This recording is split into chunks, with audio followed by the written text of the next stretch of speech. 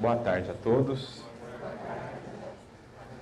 Que a paz de Jesus, nosso divino mestre e amigo, acolha todos nós, que nos sintamos aí envolvidos, embalados pelo seu amor nesta tarde, para que o nosso coração saia daqui fortalecido e mais bem disposto ao trabalho no bem.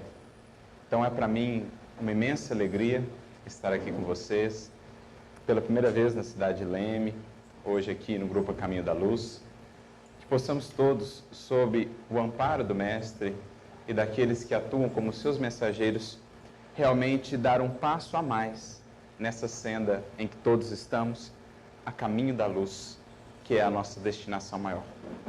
Que possamos incorporar a luz que recebemos sempre quando o nosso coração está aberto, quando nos reunimos em torno das palavras do Mestre, em torno da mensagem do Consolador, que possamos acolher essa luz, trabalhar em nós, para que ela se faça também luz a irradiar do nosso coração e da nossa vida, alcançando aqueles que caminham conosco.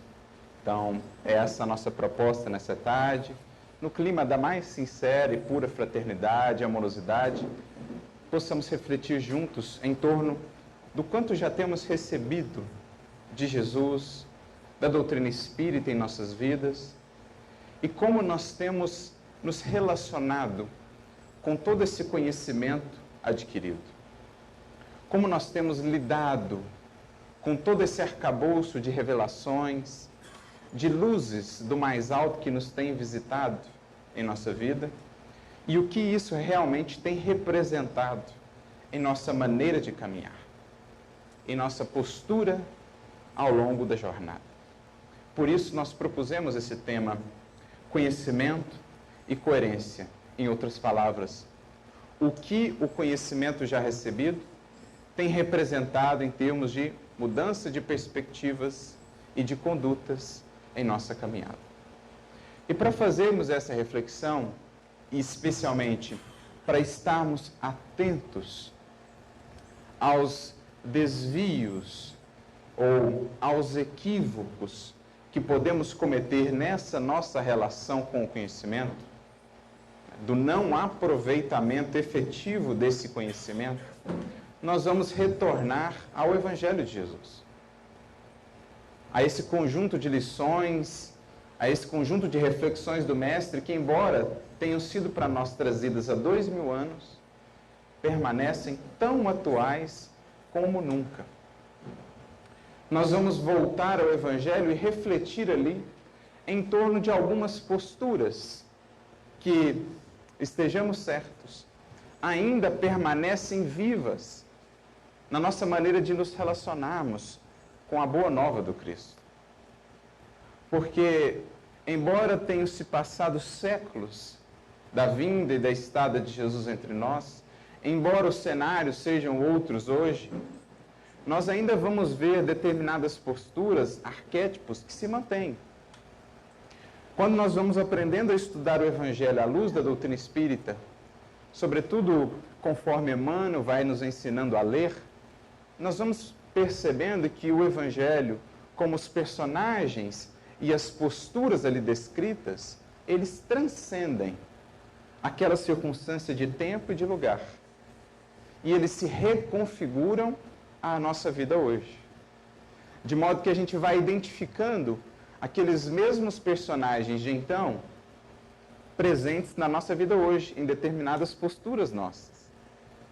Vamos identificando hábitos, condutas daqueles personagens que lemos na história do Evangelho, presentes em nossa vida hoje, na nossa relação com os outros, na nossa vivência espírita.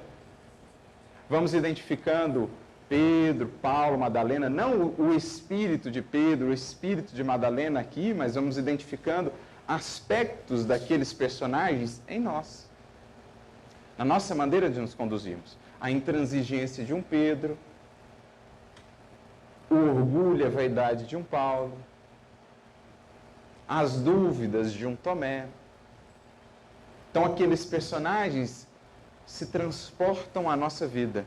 E é aí que o Evangelho começa realmente a fazer mais sentido.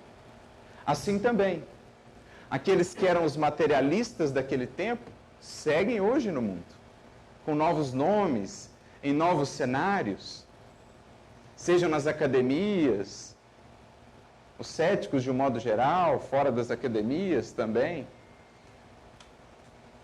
Vamos ver também a postura farisaica daquele tempo, ainda viva hoje, nos ambientes religiosos de um modo geral.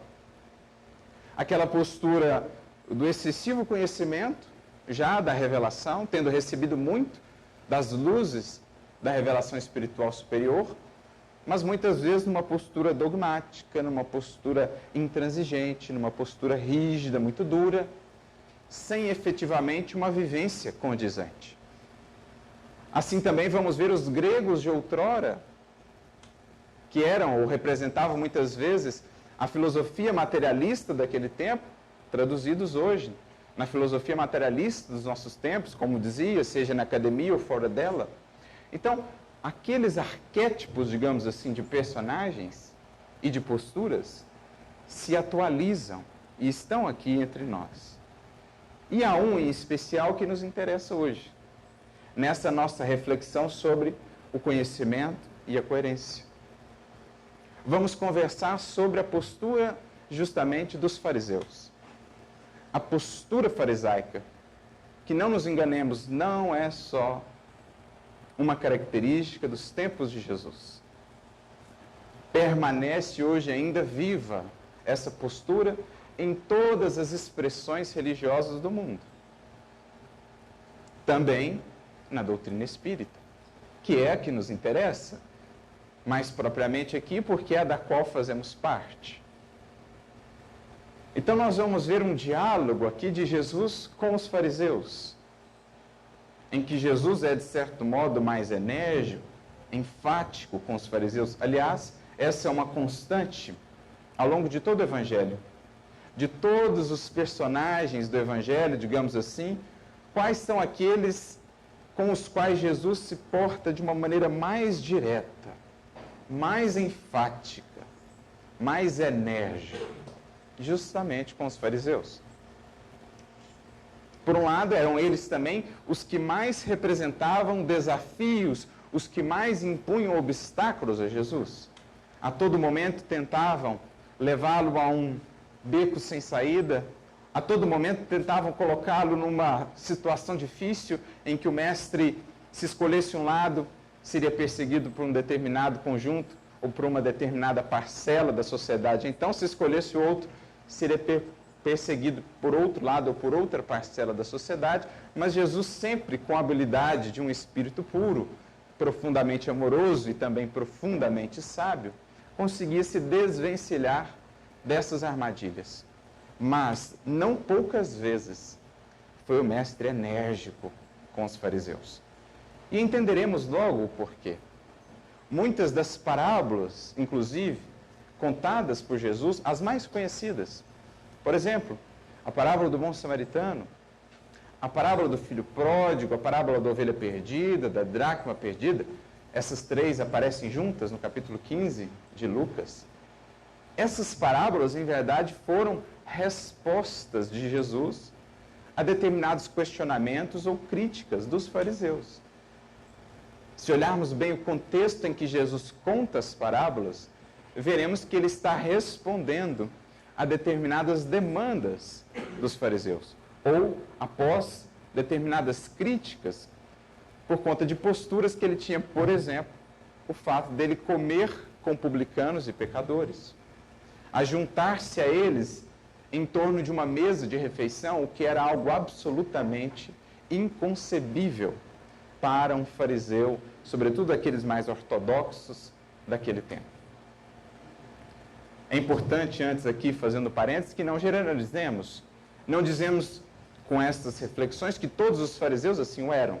Estamos falando, sobretudo, daqueles que tinham aquela postura conhecida como farisaísmo, ou a postura farisaica, que davam muito valor, digamos, à literalidade da lei, aos aspectos exteriores da lei, muitas vezes esquecidos de aspectos mais fundamentais. Mas não podemos esquecer, por exemplo, que dentre os fariseus nós tínhamos um Gamaliel, que era um espírito de grande compreensão, que foi inclusive um intermediário, um protetor dos primeiros seguidores de Jesus, quando ali do início das perseguições mais diretas aos seguidores do Mestre. Então, sem generalizações, mas focando-nos aí naqueles que tinham aquela postura mais enfática, que perseguiam e que criticavam o Mestre. E o Mestre, naturalmente, muitas vezes foi para com eles enérgico. Por quê? Justamente para alertá-los, e isso vale a todos nós, pois dizíamos, a postura farisaica ainda vive, e o nosso grande objetivo aqui nessa tarde é vermos se ela não vive em nós. Se o acesso que já temos tido ao conhecimento não tem resultado em nós numa postura farisaica. Então Jesus os alertava com mais energia, porque justamente tinham eles mais recursos de discernimento. E aprendemos com a doutrina espírita que capacidade de discernimento significa uma coisa ao espírito: responsabilidade acrescida. Quanto mais se tem recursos de discernimento, quanto mais conhecimento já se foi recebido ou adquirido, mais responsável é o espírito pelas escolhas, pelas posturas que adota. Uma mesma postura ou um mesmo equívoco terá pesos diferentes segundo a condição que o espírito tinha para discernir quanto àquela postura. Por isso, em mais de um momento ao longo da codificação, no próprio livro dos Espíritos, eles dirão que às vezes uma pequena falta aos olhos do mundo de um indivíduo que já tem muitos recursos ou muito cabedal de inteligência e conhecimento pode representar uma falta muito maior aos olhos da lei divina do que aquele indivíduo que muitas vezes está ainda na ignorância e que comete algo que aos nossos olhos pareça gravíssimo. Os Espíritos vão, inclusive, citar um caso, por exemplo, daqueles espíritos que hoje é mais raro, mas existiu há muito tempo na história da humanidade, aqueles espíritos de determinados grupamentos que tinham a prática, por exemplo, do canibalismo. Muitos daqueles espíritos, dirão os benfeitores, não tinham muitos recursos para discernir ainda o que faziam.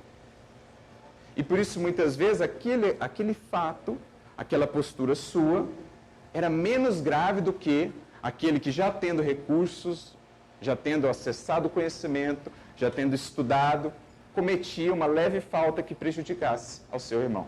Aos olhos do mundo poderia parecer leve, mas não necessariamente aos olhos ou na medida da consciência. É o que Jesus também diz no Evangelho: a quem muito foi dado, muito será pedido. Porque a nossa consciência é o que define a medida do quanto aquilo tem peso ou não, segundo o quanto a consciência já está expandida ou não. Por isso, sabendo que eles eram a parcela mais esclarecida daquele povo, ao longo de vários anos da sua vida, haviam se dedicado aqueles mestres e doutores da lei a estudar a lei divina na primeira revelação e a entender como aplicá-la na sua vida, Jesus os alertava sobre a necessidade de estarem atentos com o que estavam fazendo com aquele conhecimento. E é por isso que recorremos, então, a esse diálogo de Jesus que está no capítulo 23 de Mateus. Praticamente todo esse capítulo, Jesus vai dialogar com os fariseus mais especificamente. Vai ser aí nesse capítulo, inclusive, que teremos o chamado discurso dos 7 ais, em que Jesus 7 vezes diz aos fariseus: ai de vós, os fariseus que fazem isso, isso, isso. Ai de vós, os fariseus que se preocupam lá com as ofertas no templo, mas se esquecem da justiça, da misericórdia, etc. São 7 vezes que Jesus diz ai, né? Que estão muito preocupados com os aspectos exteriores, mas que parecem sepulcros caiados, brancos por fora, mas repletos de podridão por dentro. É Jesus alertando, não só os fariseus daquele tempo, mas também a todos nós, discípulos dele de todos os tempos, para que pensemos como tem sido a nossa relação com o conhecimento. e com a doutrina espírita, não tenhamos dúvida, temos recebido muito em termos de conhecimento da vida e das leis espirituais que regem a vida. Do que estamos fazendo aqui, qual a finalidade da encarnação, para onde vamos após a encarnação, o que acontece após a nossa desencarnação segundo o que fizemos durante a encarnação, como se processa a vida no mundo espiritual, como nos preparamos para voltar aqui, como se dá a interação entre os dois mundos, através da mediunidade. Se pararmos para refletir, são conhecimentos muito abrangentes acerca da vida. Quantos corações não há? Bilhões e bilhões que passam por uma encarnação inteira, sem talvez sequer cogitarem o que os aguarda depois da morte. Como será o processo de desencarnação? Existem espíritos ou não? Quantos não passam a encarnação inteira, se considerando apenas o corpo, que haverá de perecer no túmulo? Milhões e milhões de almas, todos os dias desencarnam nessas condições. Então temos recebido muito, não por privilégio, diria talvez mais por necessidade, mas também por compromisso de responsabilidade já assumido por muitos de nós do mundo espiritual. Sabendo ou ansiando por realmente nos renovarmos e avançarmos, sabíamos que teríamos a oportunidade de, enquanto encarnados, travar contato com essa doutrina de luz. E sabíamos o quanto de nós ela esperaria. Porque, como dizia um amigo, o Espiritismo não exige nada de nós, mas espera tudo. Não nos impõe absolutamente nada. Mas uma vez tendo recebido em nosso coração, ele espera tudo. Em termos de esforço e de aplicação desses recursos. Porque não nos chegam, não nos visitam ao acaso, e não dá simplesmente para, tendo recebido tanto, esperar que a vida não nos convidará a testemunhar, a aplicar esses recursos em nossa jornada. Então é nesse sentido que Jesus alerta-nos para a nossa relação com o conhecimento. Na fala que ele traz aqui aos fariseus, que permitam-me ler, no capítulo 23, Jesus dirá assim: Então falou Jesus à multidão e aos seus discípulos, dizendo: Na cadeira de Moisés estão assentados os escribas e fariseus. Essa cadeira aqui é uma maneira simbólica de representar a autoridade. É como se os escribas e os fariseus, pelo estudo que detinham, fossem agora os representantes aí das revelações que Moisés havia trazido, fossem aqueles que recebiam a incumbência que outrora Moisés recebeu de educar o povo, de educar espiritualmente as consciências. Então eles estavam assentados nessa cadeira de responsabilidade. Mas o fato de Jesus usar a expressão cadeira já em si traz-nos um aspecto interessante quando pensamos no sentido simbólico do texto. Logo refletiremos sobre isso. Apenas continuando, então na cadeira de Moisés estão assentados os escribas e fariseus. Todas as coisas, pois, que vos disserem que observeis, observai-as e fazei-as. Mas não procedais em conformidade com as suas obras, porque dizem e não fazem. Então Jesus já apresenta aqui, na frente dos próprios fariseus, a primeira grande contradição e a mais importante. Jesus diz assim aos que o ouviam: olha, o que eles falarem para vocês fazer, façam. Porque eles têm conhecimento da lei. Eles sabem aspectos ali da lei. Contudo, não fazeis, não façais o que eles fazem, porque dizem e não fazem. Daí a gente começa a entender um pouco a ideia da cadeira também. Porque a cadeira representa, em certo sentido, a estagnação. Eles estão assentados sobre o conhecimento, sobre a autoridade do conhecimento, mas sentados, parados, estacionados, muitos deles. Dizem ali sentados, mas não encaminham-se ao fazer, não se movimentam, não realizam. Então Jesus trabalha com uma certa ambiguidade, ele usa a ideia da cadeira, que transmite sim a autoridade que detinha do conhecimento, que trazia também uma imensa responsabilidade, mas ele trabalha a ideia da cadeira também, poderíamos pensar nesse sentido, de que estão parados, não fazem, não realizam.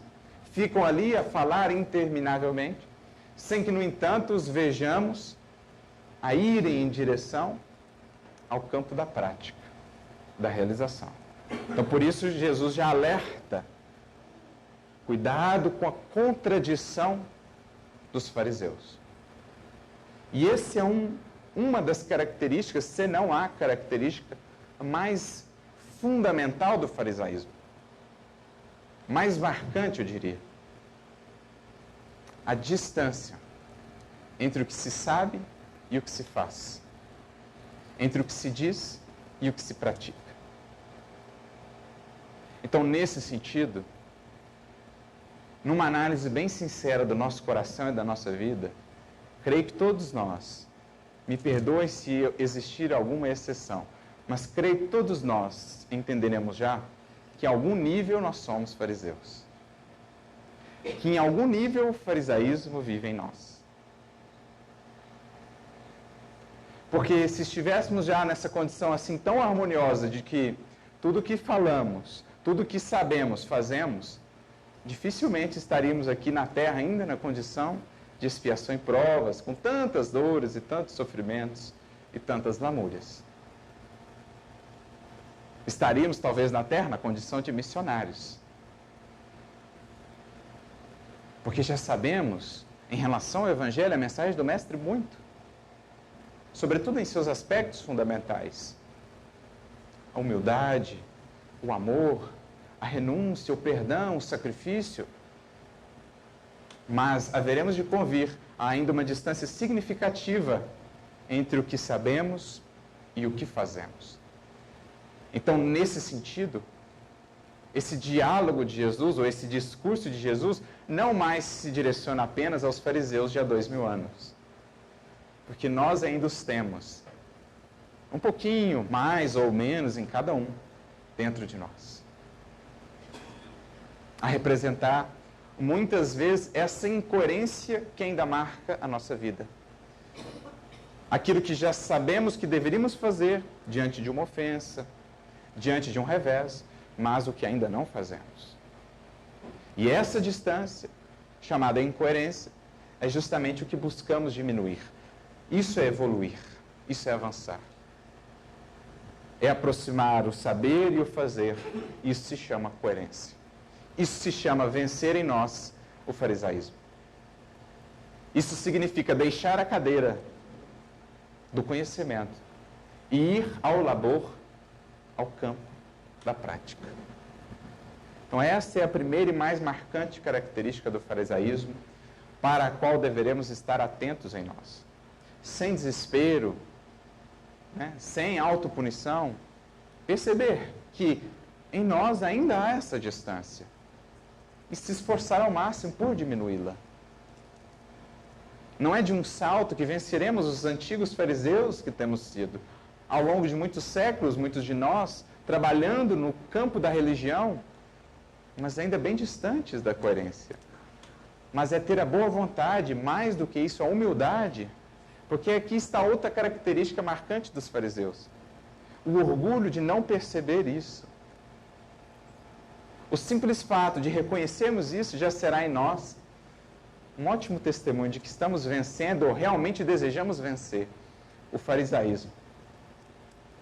Porque assim eles se portavam. Das muitas vezes que eles criticavam Jesus, quando Jesus, por exemplo, recebia e acolhia os pecadores para comer com eles, para ampará-los, e os fariseus então criticavam: como assim? Você se juntando aos impuros para perder a sua pureza? Porque estavam muito fixados num aspecto exterior de pureza, não viam, não conseguiam ver a pureza do Mestre, que era justamente aquela de estar no meio daqueles considerados impuros para amá-los e ajudá-los. Não conseguiam ver, mas então eles o criticavam e Jesus dizia: A frase conhecida por todos nós. Não são os sãos que precisam de médico, mas os enfermos. Alguém poderia pensar, numa primeira leitura, Jesus então está dizendo que os fariseus eram sãos? Será que eles eram sãos? Se pensarmos saúde em sentido integral, a saúde do nosso ser imortal, do espírito que somos, será que o egoísmo, o orgulho, a vaidade não são chagas? Estados enfermiços do ser? Então não é que Jesus estivesse chamando aos fariseus de sãos, dizendo assim, vocês são sãos, então não precisam de mim. Eles são enfermos e precisam de mim. É que Jesus, no fundo, implicitamente, dizia assim, olha, eu só posso ajudar aqueles que já reconheceram-se como enfermos. Aqueles que se consideram sãos, eu ainda pouco posso fazer por eles. Porque o pior enfermo é aquele que ainda nem reconhece a necessidade do tratamento, porque não se reconhece enfermo. E assim eram os fariseus.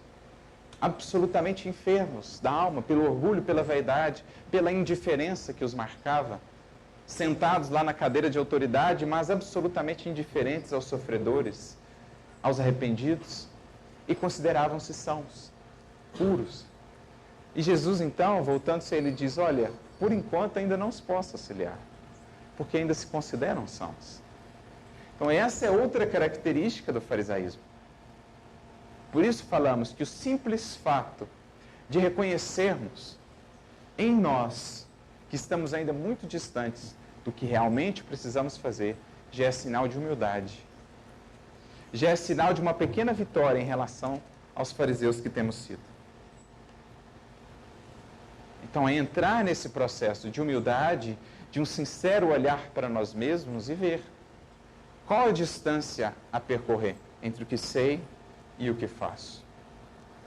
Mas então Jesus prossegue dizendo assim, pois os fariseus, atam fardos pesados e difíceis de suportar e os põem aos ombros dos homens.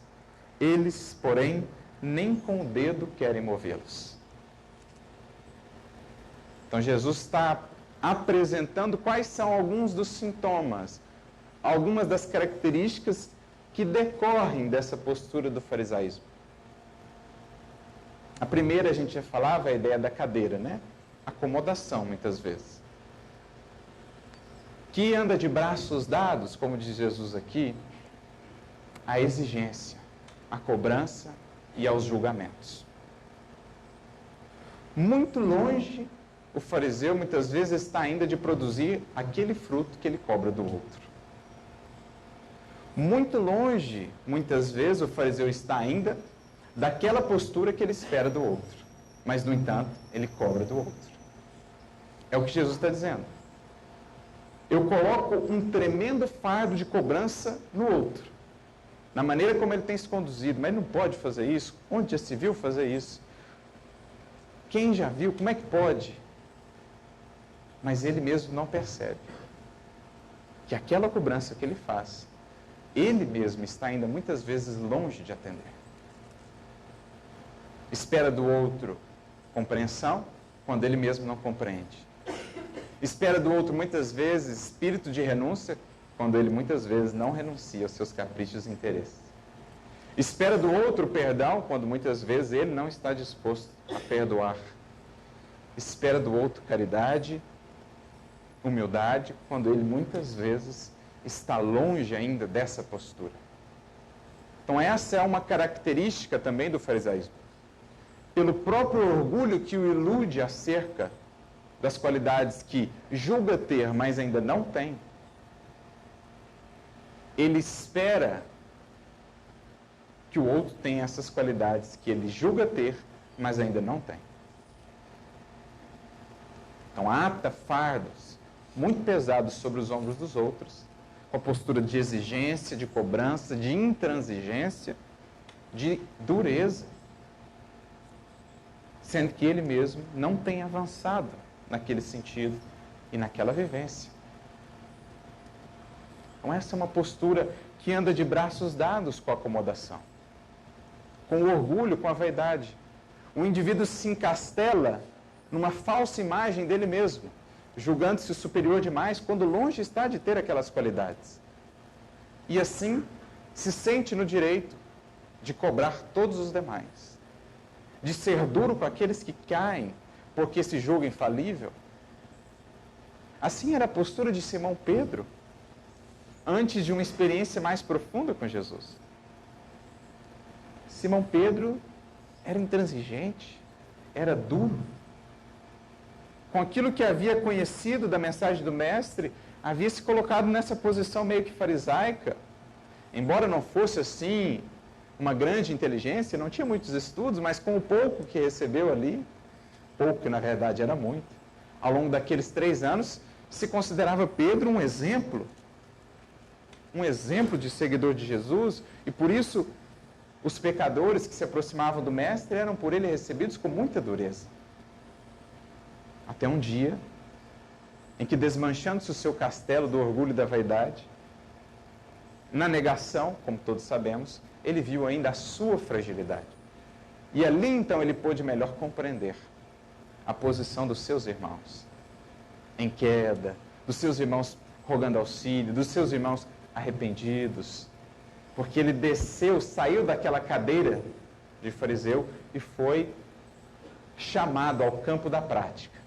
E quando ele foi chamado ao campo da prática e falhou, daí ele percebeu o quão longe ainda estava daquilo que ele esperava dos outros. E percebe o quanto lhe faltava em termos de aplicação. Aí ele se torna mais brando, se torna mais compassivo, porque percebeu que ele mesmo precisava daquela compaixão. Essa é outra característica importante do farisaísmo. E aí Jesus segue dizendo, né? E fazem todas as obras a fim de serem vistos pelos homens, pois trazem largos filactérios e alargam as franjas das suas vestes. Filactério é uma palavra estranha, mas é uma espécie de algumas caixinhas, pequenos recipientes que os mestres de então, e ainda hoje, em determinadas correntes do judaísmo, amarram em seus braços, na testa ou na cabeça, e dentro dessas caixinhas, desses recipientes, eles trazem ali trechos da lei, da Torá. Era uma maneira de representarem o seu compromisso com a vivência da lei. Então eles punham filactérios e mais filactérios, como a dizer assim, veja o quanto eu sou comprometido com a lei. Assim também as franjas, que Jesus faz menção aqui, as franjas de um mestre ou de um doutor da lei naquela época, elas eram ali, eles tinham ali as franjas azuis, porque eram também uma representação dos demais mandamentos da lei com os quais estavam comprometidos. Naquele tempo, consideravam que a lei se resumia em 619 mandamentos. Nesses filactérios, eles colocavam os principais, o Shema, o conhecido Shema de Israel, e essas franjas representavam os outros mandamentos. Portanto, eles aumentavam essas franjas também, como a dizer, veja, o quanto eu estou comprometido com a vivência da lei. Aspectos exteriores que Jesus vem questionar. Estavam ali com os filactérios, com as franjas, mas assim tão endurecidos, tão intransigentes para com seus irmãos. Qual o sentido disso? De todo aquele conhecimento que não se fazia serviço, que não se fazia compreensão, que não se fazia amor e amparo. É isso que Jesus está questionando. E amam os primeiros lugares nas ceias e as primeiras cadeiras nas sinagogas, porque naquele tempo, o lugar onde alguém sentava, seja na sinagoga, seja em um ambiente de uma refeição, representava a importância que esse alguém tinha dentro daquela comunidade. Então, as primeiras cadeiras, a mais próxima, por exemplo, numa refeição do patriarca, representava a importância que aquela pessoa tinha naquela comunidade. Assim também na sinagoga. Então, buscar as primeiras cadeiras era buscar status, era buscar reconhecimento, abrangência, influência. E as saudações na praça, e os serem chamados pelos homens Rabi, Rabi, ou seja, gostavam, né, de serem chamados Rabi, em aramaico significa meu mestre. Era o título dado aos doutores da lei, aos mestres. Vós, porém, não querais ser chamados Rabi, porque um só é o vosso mestre. Então o título de mestre pertence a um só, a saber, o Cristo. E todos vós sois irmãos. Nós, uns aos outros, nos temos como irmãos. Mestre, só um. No mais, somos todos aprendizes. Alguns tendo avançado mais num aspecto, em outro. Outros tendo avançado mais em um outro aspecto. Mas todos irmãos, sob a tutela de um único mestre. Aquele que recebeu na terra a incumbência de conduzir-nos a todos em direção ao Pai. E a ninguém na terra chameis vosso Pai, porque um só é o vosso Pai, o qual está nos céus. Nem vos chameis mestres, porque um só é o vosso mestre, que é o Cristo. O maior dentre vós será vosso servo. E o que a si mesmo se exaltar será humilhado, e o que a si mesmo se humilhar será exaltado. Então Jesus apresenta o problema, chama a atenção, digamos assim, para quais são as características do farisaísmo, nessa nossa relação com o conhecimento que deveremos estar atentos, e apresenta a solução. Apresenta o inverso da moeda, o caminho, esse sim, que conduz à verdadeira recepção e aplicação do conhecimento. Então nós traçamos aqui como características principais do farisaísmo, que deveremos ver em nós e analisar em nós, primeiramente, o orgulho e o egoísmo, ou melhor, o orgulho e a vaidade, que derivam naturalmente do egoísmo, gerando muitas vezes a acomodação e as exigências. Isso vale uma reflexão profunda para todos nós em nossa vida. O que temos feito, ou aonde tem nos levado o conhecimento que temos recebido do Evangelho e da doutrina espírita? Qual tem sido a nossa postura? Temos estado, muitas vezes, diante daqueles com quem convivemos, nessa postura de quem se assenta numa cadeira, da acomodação e da não prática daquilo que já conhecemos, repletos de exigência aos outros? Porque assim, se assim nos identificarmos, grandes chances de ainda estarmos presos a essas armadilhas do farisaísmo. Porque quanto mais despertamos para a nossa própria transformação, mais entendemos que pouco ou quase nada temos de tempo para ficar cobrando e exigindo dos outros, quando realmente estamos voltados para a aplicação do conhecimento já recebido, levando-nos à condição de serviço aos nossos semelhantes. Então isso deve repercutir para nós em muitas reflexões nas nossas relações com os semelhantes. O quanto de exigência temos tido na nossa convivência familiar, na nossa convivência no centro espírita, na nossa convivência no trabalho, e o quanto dessa exigência não estará lado a lado ou de mãos dadas de nossa parte com uma certa acomodação, com uma certa indisposição de avançar na prática, de mais humildade, de mais paciência, de mais tolerância e de mais amor. Porque é a essa condição que o nosso orgulho, superexcitado aí pelo conhecimento, pela vaidade associada ao conhecimento, é essa condição em que ele vai nos levar. A condição, muitas vezes, de quem exige muito e faz pouco. Quando Jesus aqui nos conclamava a pagar-se mais para fazer mais, exigir menos para fazer mais. Essa é a postura antítese do farisaísmo em nossa vida. Onde está faltando amor, ser aquele que ali se esforça por representar o amor. Onde está faltando compreensão, na convivência, por exemplo, do lar, ser aquele que dá o primeiro passo no sentido de compreender e de perdoar. Essa é a antítese do farisaísmo. Quando vamos nos libertando de fato, enfim, internamente, desse carrasco que nos prende, e que Emmanuel vai muito bem descrever numa mensagem interessante, que está no livro Religião dos Espíritos, Há no capítulo 20 uma mensagem intitulada Carrasco, em que Emmanuel vai dizer de um certo carrasco que todos ainda trazemos internamente e que nos traz muitos malefícios em nossa vida espiritual. Quando descemos à sua faixa de sombras, em que passamos a enxergar somente a nós mesmos, uma espécie de culto ao nosso eu. Emmanuel vai dizer assim, que dominada a criatura por esse carrasco, ao pé dos outros, ou seja, diante das outras pessoas, ela se torna a personificação da exigência, desmandando-se a cada instante em reclamações descabidas, incapaz de anotar os sofrimentos alheios. Então, diante do outro, que de certo modo me incomoda, eu sou incapaz de ver quais os sofrimentos que podem estar detrás daquela postura que me incomoda.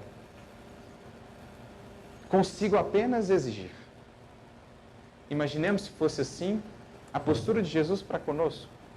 Quem poderia se aproximar dele? No entanto, como ele se portava diante de Madalena que o busca, diante dos publicanos e os pecadores que o buscavam, como a do médico, disposto a acolher, a entender, para realmente auxiliar.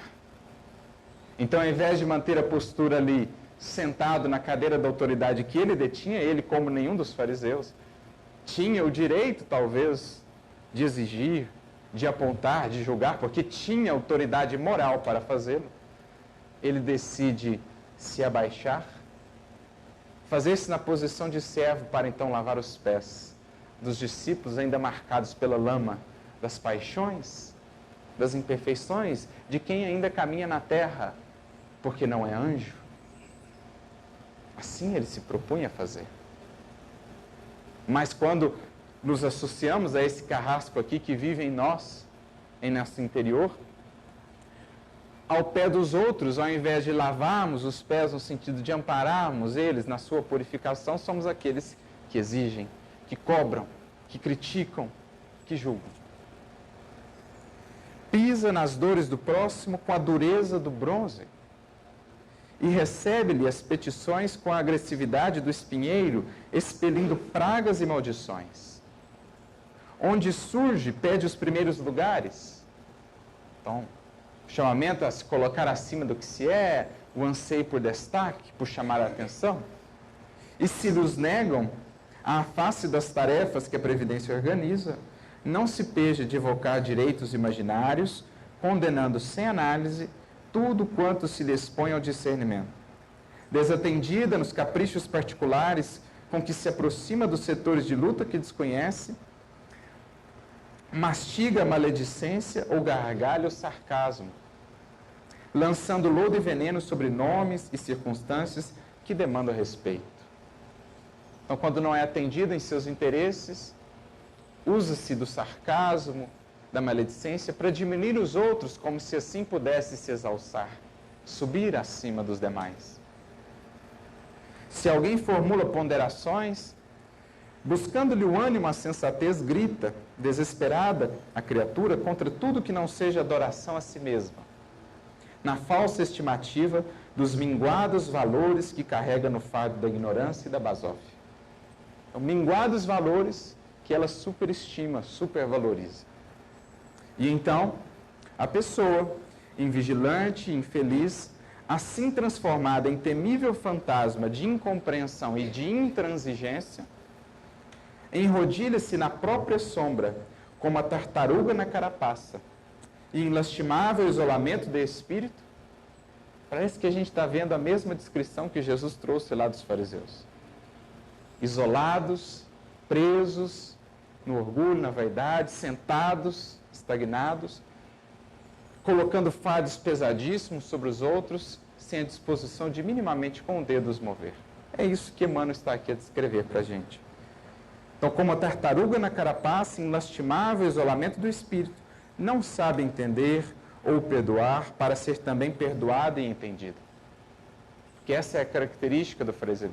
Como o orgulho superexcita, superestima suas qualidades, não julga ele que um dia precisará também da compreensão dos outros, do perdão e da misericórdia dos outros, por isso não reconhece a necessidade de perdoar. Assim era Pedro. Não perdoava os que caíam, não tinha para com eles misericórdia, até quando ele precisou de misericórdia, porque era ele o caído. Ali, após a negação, Pedro começa a modificar-se internamente, a vencer o antigo farisaísmo para se converter com Jesus em servidor. Então, não sabe entender ou perdoar para ser também perdoada e entendida, enquistando-se, ou seja, cristalizando-se na inconformação que se lhe amplia no pensamento e na atitude, na palavra e nos atos, tiranizando-lhe a vida com uma enfermidade letal que se agiganta no corpo pela multiplicação indiscriminada de perigosos vacilos. Ou seja, é uma enfermidade da alma. Emmanuel segue falando sobre essa condição da alma e, ao final, traz eles a revelação. Quem é esse carrasco, assim tão perigoso, que essa condição nos conduz? Atende pelo nome, diz Emmanuel, de orgulho. De orgulho. Que é o elemento-chave do farisaísmo. O conhecimento recebido, que não foi entendido como um convite à aplicação, mas antes entendido como uma exaltação à nossa ainda frágil, à nossa ainda imperfeita personalidade. Eis a grande diferença que o Evangelho convida-nos a entender, modificando internamente essa chavinha em nós e entendendo que, diante do conhecimento que nos chega, uma coisa somos convidados a fazer. Não a nos elevarmos e isolarmos dos outros por conta dele, mas pelo contrário, a nos direcionarmos ainda mais a eles para fazer desse conhecimento fonte de luzes, de regeneração, de refrigério ao nosso e aos outros corações. É a missão daquele que recebe o conhecimento, como está lá no Evangelho segundo o Espiritismo, converter-se ele numa fonte de onde possa transbordar a água viva do consolo, da esperança, da paz e do serviço aos semelhantes.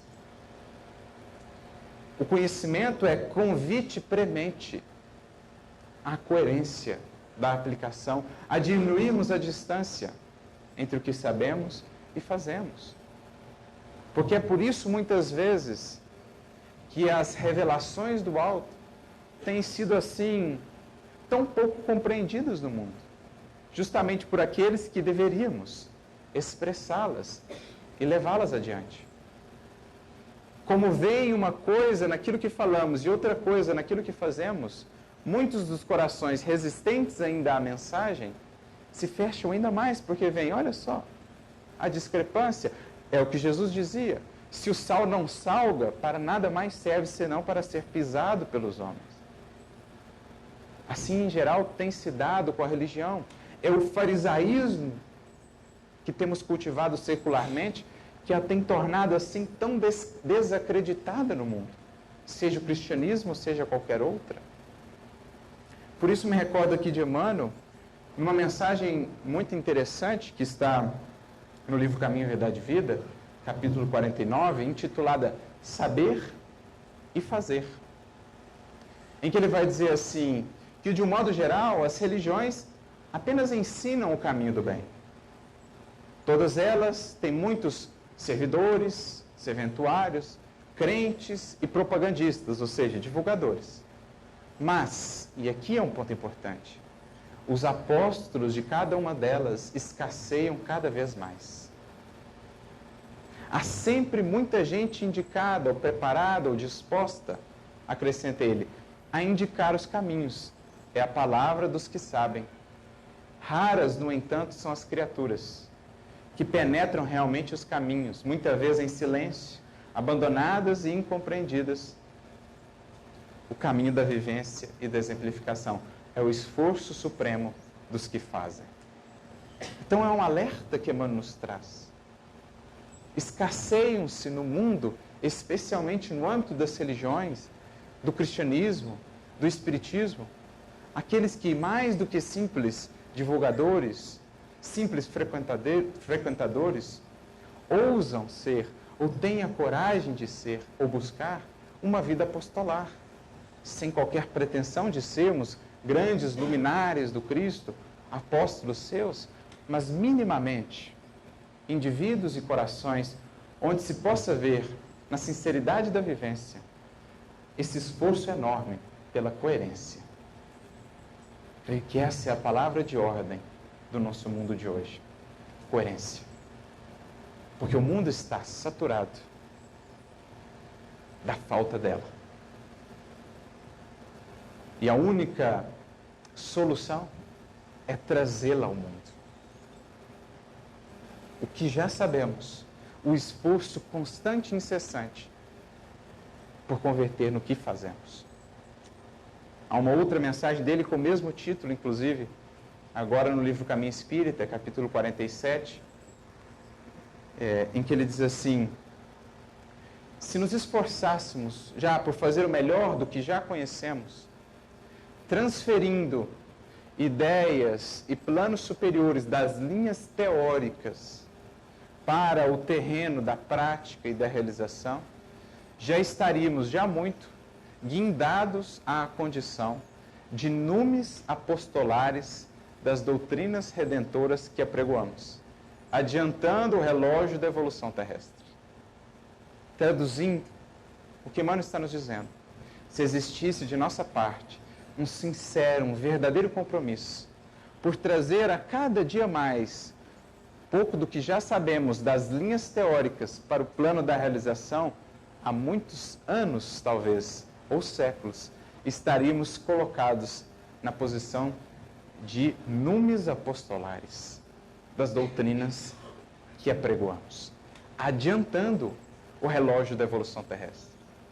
Ou seja, adiantando talvez a evolução da comunidade em que estou em muitos séculos, daquele grupamento de espíritos a mim vinculados. Ou não acreditamos que uma Lívia adiantou o relógio da evolução de Emmanuel e dos que estavam no seu entorno? Ou não acreditamos que um Quinto Varro do Ave Cristo não adiantou o relógio da evolução de Tassiano e dos outros que ali estavam? Por quê? Arrastando-os pela força dessa vivência. Por isso, nessa mensagem, Emmanuel conclui: criamos no mundo muitas dificuldades pela ânsia de fazer sem saber. Mas criamos dificuldades maiores ainda pelo atraso de saber e não fazer. Eis o que nos está proposto, eis o convite que deveria representar para nós a visita do conhecimento em nossa vida. A visita à coerência. A saber, como dizia o apóstolo Paulo na sua primeira carta aos Coríntios, capítulo 8, versículo 2, a saber como convém saber. É interessante essa fala dele porque foi o que ele aprendeu. Antes ele sabia muita coisa, mas não fazia. Faltava-lhe coerência. Por isso, em nome do Criador, ainda na sua incompreensão, perseguia. Na medida em que, com Cristo, aprende a servir e a buscar a humildade, vencendo o carrasco do orgulho que ainda trazia em seu coração e da vaidade, estava ele ainda preso ao farisaísmo, mas com Jesus aprende a servir, aprende a buscar a humildade, ele se converte, portanto, naquele que sabia como convém saber.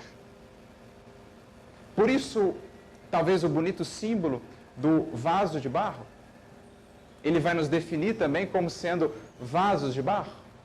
Porque é uma diferença se pensarmos num vaso de vidro e num vaso de barro.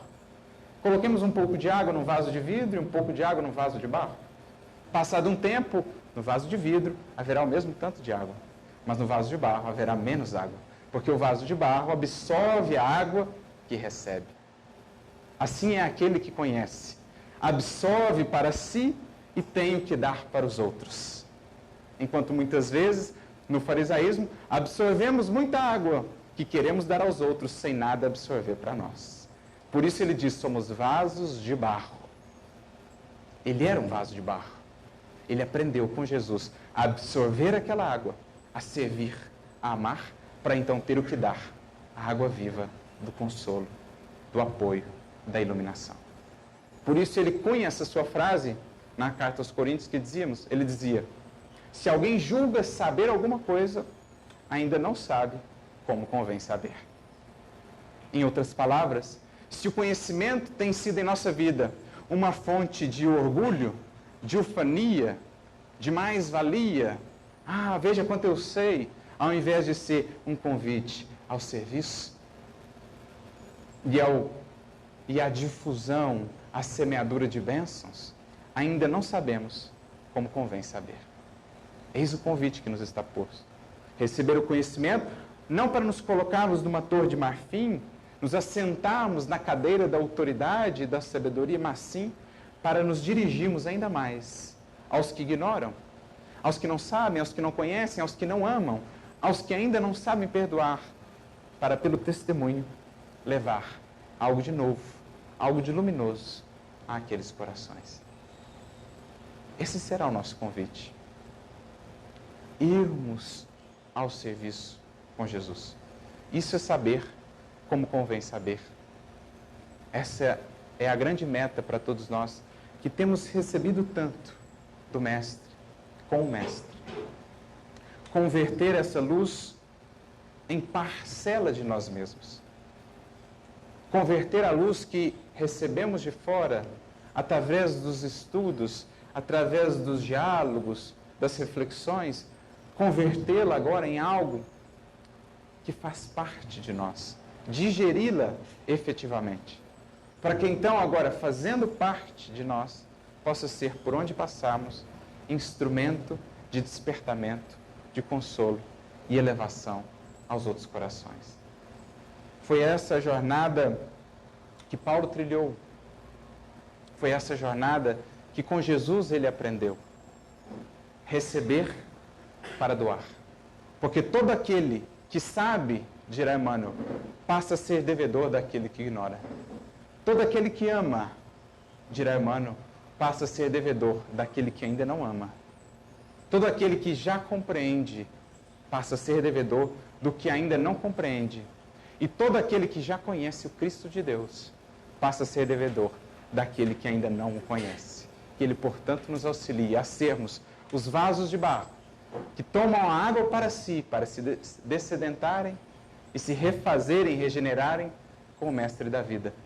Mas que tenhamos também a água viva a dar àqueles que nos buscam. Que Ele nos abençoe e nos inspire a todos muita luz e muita paz.